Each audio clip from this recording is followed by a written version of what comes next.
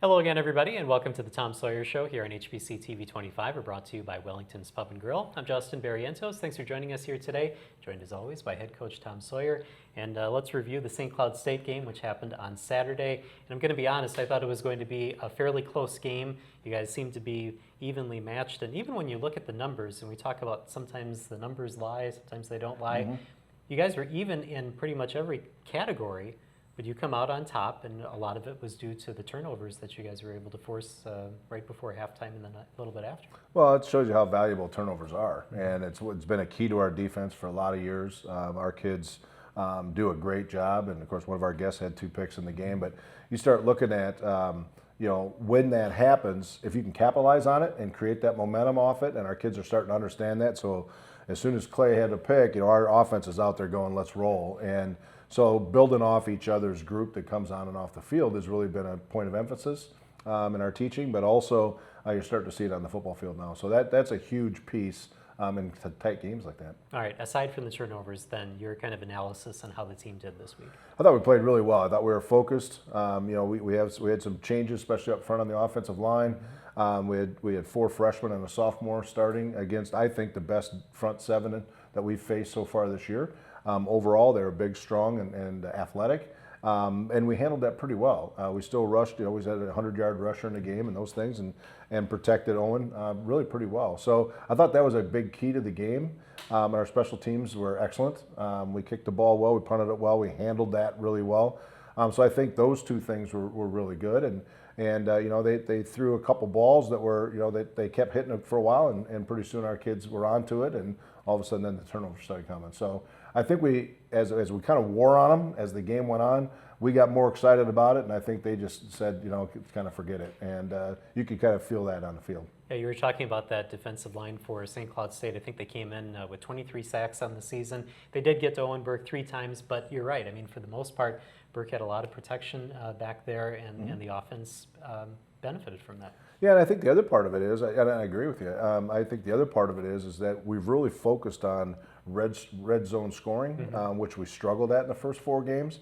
And now that's something that we feel like, okay, this is where we're going to dominate the football game. And we did that all the way down to the 6-inch line, where we took, I think, like one of the best, at least one of the top defenses in the league, and had it, let's go. And we went for a quarterback sneak, didn't get it. Yeah. And then we put it in the hands of Sam and then to the offensive line and said, let's go. And we ended up, 3 or 4 yards in the end zone. So that was one of those moments where you're going, okay, our team's really starting to grow and having some fun playing a physical type of game. I want to get back to that red zone portion in just a minute, but then you also mentioned the quarterback sneak for Owen Burke. And there were a couple times where he ran too and just kept going. I know that usually in football they say, all right, slide, get down. But he was going, and I think there might have been a heart-stopping moment for you when he got hit the second time on that one quarterback run. Yeah, I said this to him: get down or throw it out of bounds. I mean, yeah, you just we don't want him hurt, and that's just it's not the style we're running.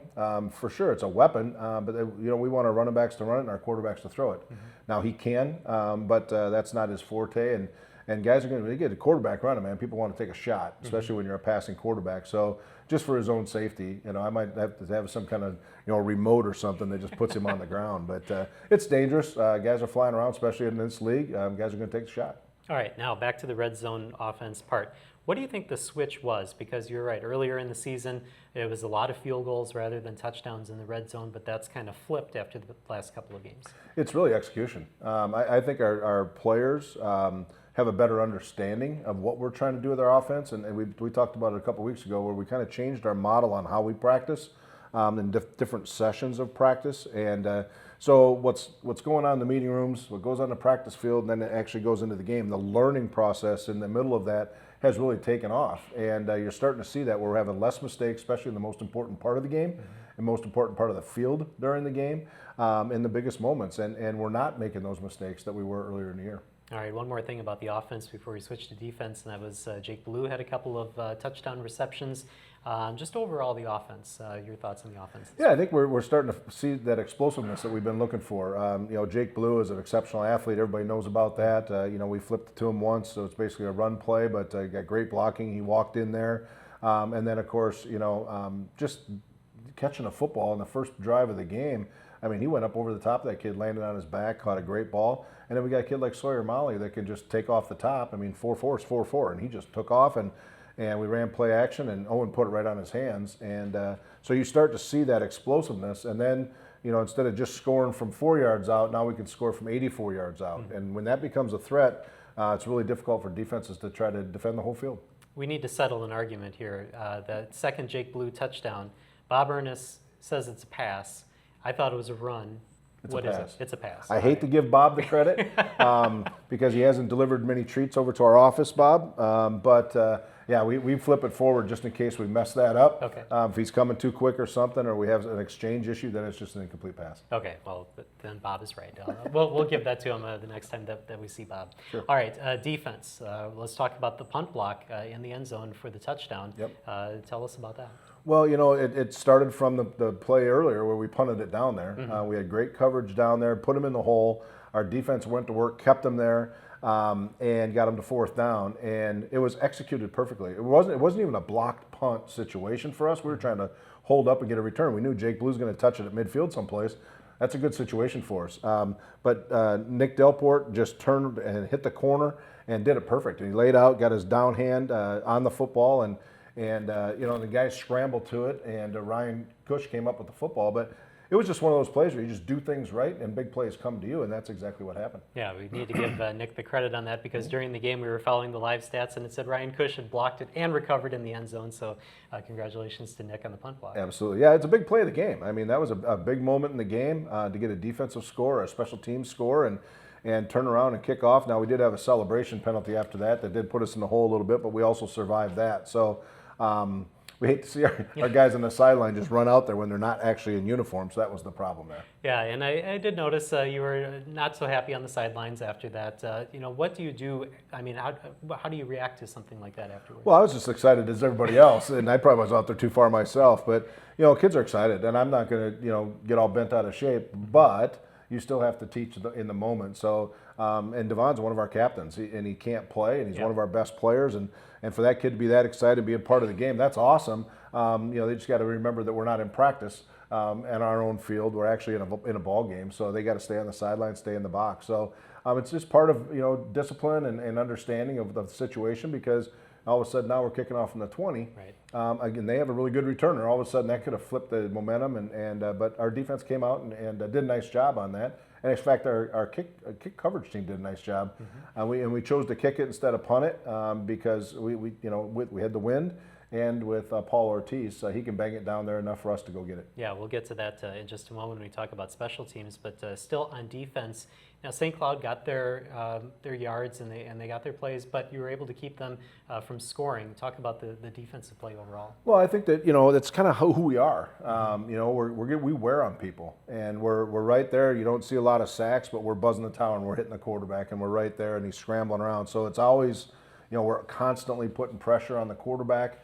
I think that our tackling has gotten better the last couple of games, and that's a huge part because a lot of times we've made contact, for a 3-yard loss and it's a 6-yard gain. Mm-hmm. Now we're making more consistent tackles within the pile.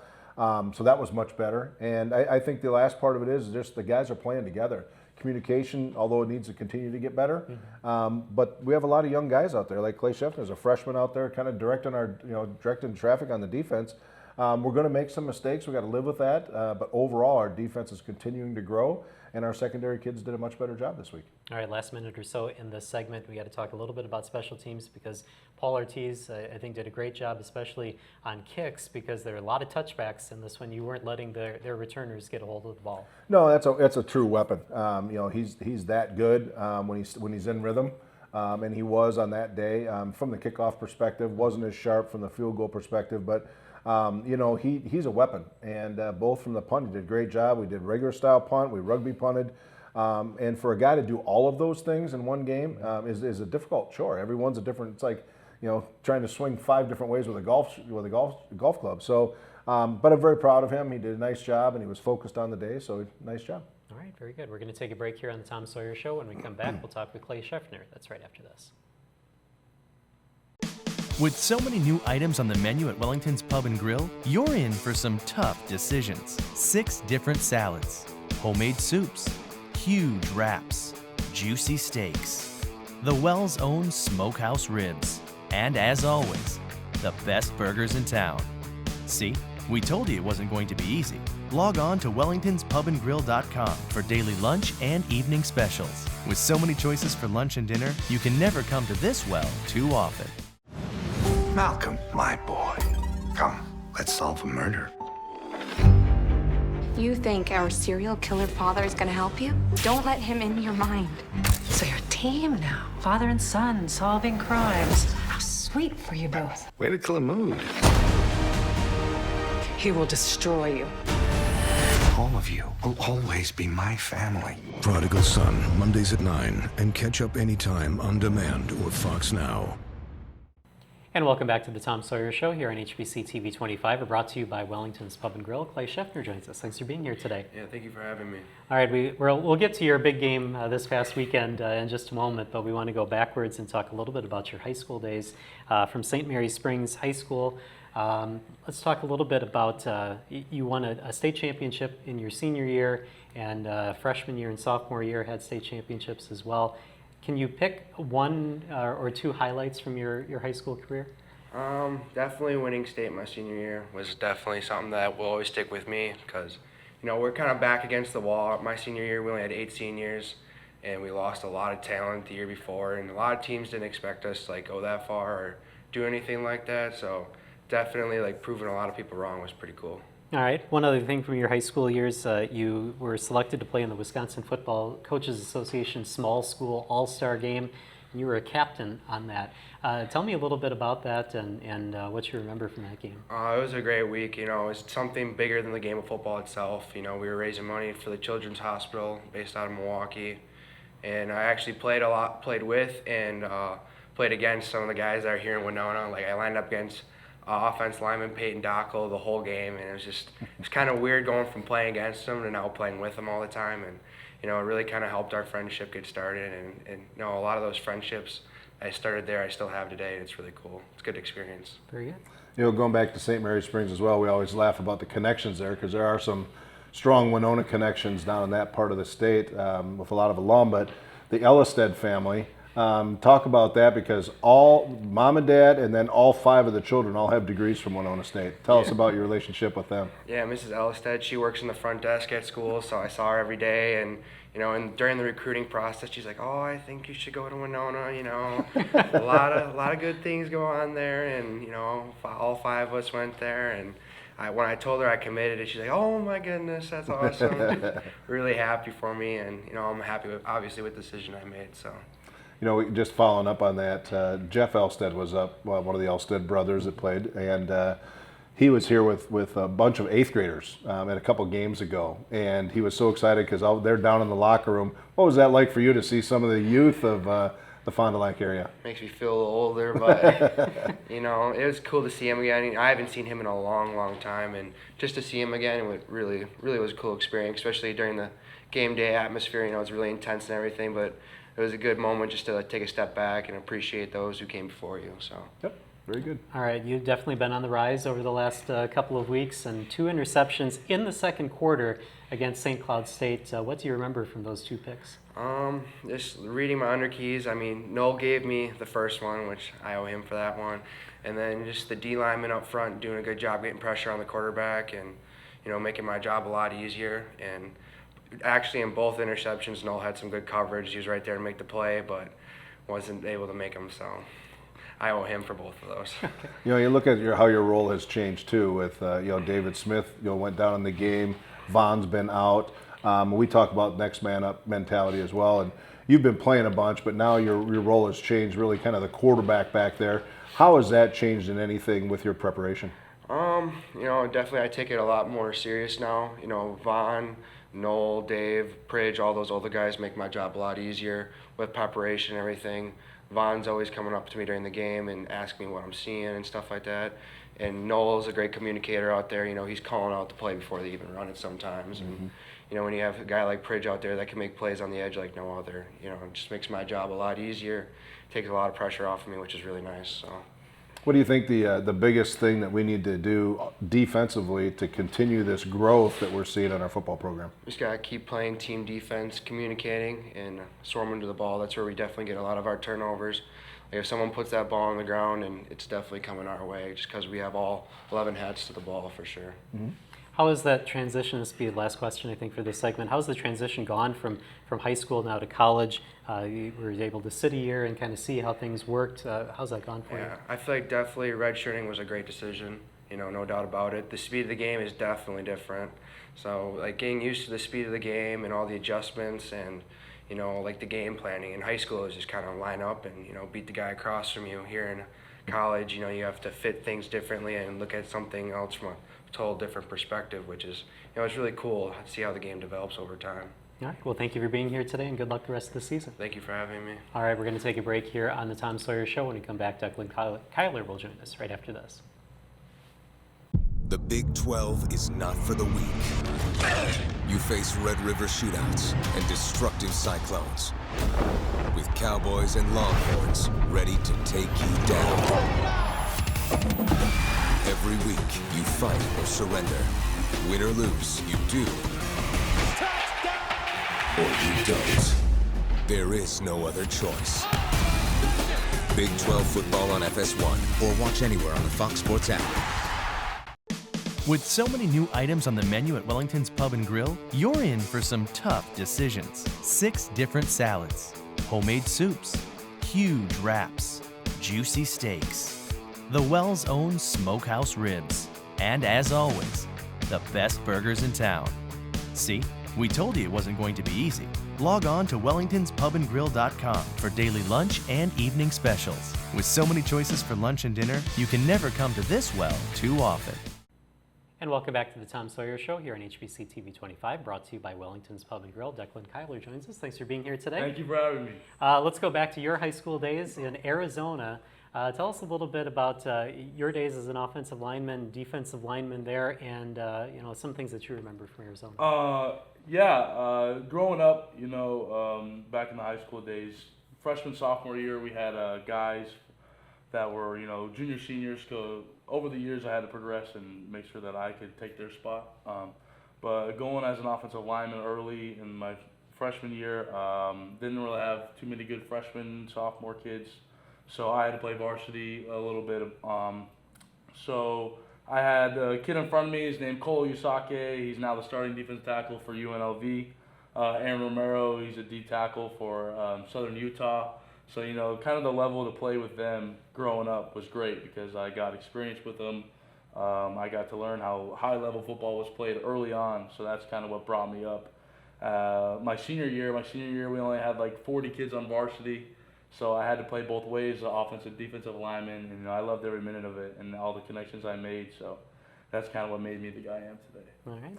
Let's go back to the recruiting trip because I tell this story, at least 1,000 times, and it's only been not even a year yet, but you came up here and it was like 38 degrees below zero, and you were the happiest kid in town. Oh, yeah. I was in a shirt and some short shorts, and I was like, man, this is the place for me. And tell the story about how Winona even got on your radar. So I wanted to play in a cold weather school and wanted to obviously play football. And I came and visited the school, very beautiful school, all the coaches, Coach Claw, Coach Sawyer. Coach Claw, I had met down with him personally, had conversations with him. Now he's like one of the best coaches I've ever been around, had the experience with. I get to meet you. All the head coaches that I've been with weren't as, communicative or knowledgeable as Coach Sawyer is. So I think that was pretty special for me. And coming out of here, I knew right away what I was going to commit to. And that's Now you have some relationship to the Midwest. Your grandpa lives in Chicago, and so you have some Midwest people in your family. Was excited about that. Why so? Oh yeah, that way my grandfather could come see me more often because over the years I'd see him once, twice a year all the way in Arizona. So now that he comes to the games and supports us, and he's a big Winona State fan now. Yeah, very good. I got to ask, I do research and I try to find something interesting to kind of talk about people with, and we talk about multiple sport athletes, and obviously almost everybody is. You were a multiple sport athlete in high school as well, and you played boys volleyball. Yes. How did that get started? So my senior year. It wasn't beach, right? No. Okay. I don't got the body for Okay. So my senior year, I wanted to go out for another sport. My junior year, I did track and field. I threw javelin, I did disc, and shot put. My senior year, I was like, I want to try something different. My quarterback always did volleyball. And I was like, hey, man, can I come for a tryout? And he's like, nah, like joking around. I was like, no, I'm serious. Like, let me come out. And so I went out there and I started learning, and I had no idea what was going on and had to learn the rules. Got thrown in there as a middle and played my tail off, and the rest of the season was great. So I had the time of my life playing a sport I never had. So It was great seeing some clips of you at the net, jumping up, spiking the ball. I mean, you actually were really good at volleyball. Yeah, that was surprising to me. I wish I would have done it all 4 years. But I had the time of my life doing something other than, football 24/7. But right after volleyball was done, I was like, man, I miss football. So I realized I need to go back to football. So that's what I did. Let's go back into where we are today. You got to start now, and you're a true freshman, and you got thrown in the mix there, and all of a sudden there's all freshmen basically around you, Yep. and Trevor's like the one with the most experience. He's got like 7 games. Yeah. What was that like for you coming out on the field the first time being a starter for us? It was kind of nerve-wracking for me because I didn't want to be that guy that would let the team down or something in my position. So like you said, next man up. So I just wanted to be prepared, whatever Coach Claw was feeling, and kind of throw people in the mix. And I have a great person next to me, Peyton Dockel, like Clay mentioned earlier, man. Anything I don't know, I kind of lean over and ask him a question. He knows. Jordan Haddad, all those guys that's been in there so far this year really have the experience that I don't. So that's something that I look up to, and the older guys that are out, Joe Carlson, Carter Boleyn, kind of they're over the sideline waiting for us. Like, what'd you see? What can you do better on this? They're kind of helping out with Coach Claw to coach us up. So that's something that I really value to help us with. Absolutely. All right, well, thank you for joining us here today. Thank Good luck you the for rest of having the me. season. Thank you very much. All right, we're going to take a break here on the Tom Sawyer Show. When we come back, we'll talk about Southwest Minnesota State, this week's opponent. That's right after this.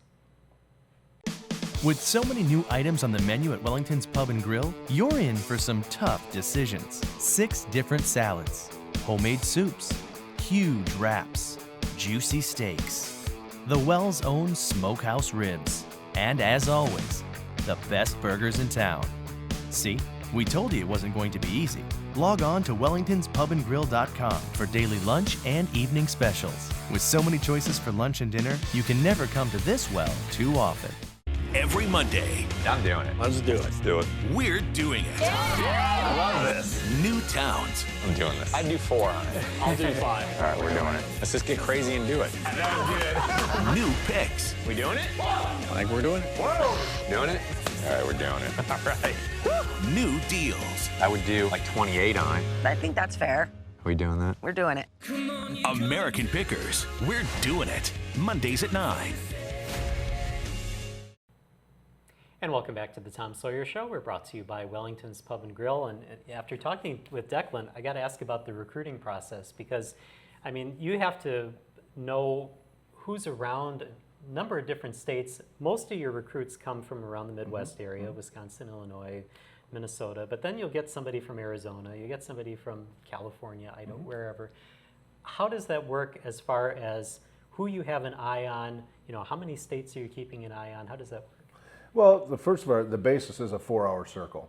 So we really recruit from the south side of Chicago, across I-80, over to Des Moines, and then up 35, and then really all of the southern half of Wisconsin, and then we take basically all of Wisconsin because there's not as many schools in the north. But it's 4 hours to Green Bay, and it's 4 hours basically to Des Moines, and 4.5 hours to Chicago. So that's our 80% rule, and then from there we work on recruitment through internet pieces. We work on former players that are out coaching somewhere now, alumni connections. We have thousands of those out there that saying, hey, we have a kid in our town that you should take a look at. So we take all of that in, and with the internet today, I mean, you instantly have the kid. Like he searched out a bunch of schools in the north. We got the connection, and as soon as we saw his ability to play, we turned into we need to get you up here. And as soon as that happened, and looked at his academics and all those things, with it instantly we had tickets for him, and he was flying to Winona.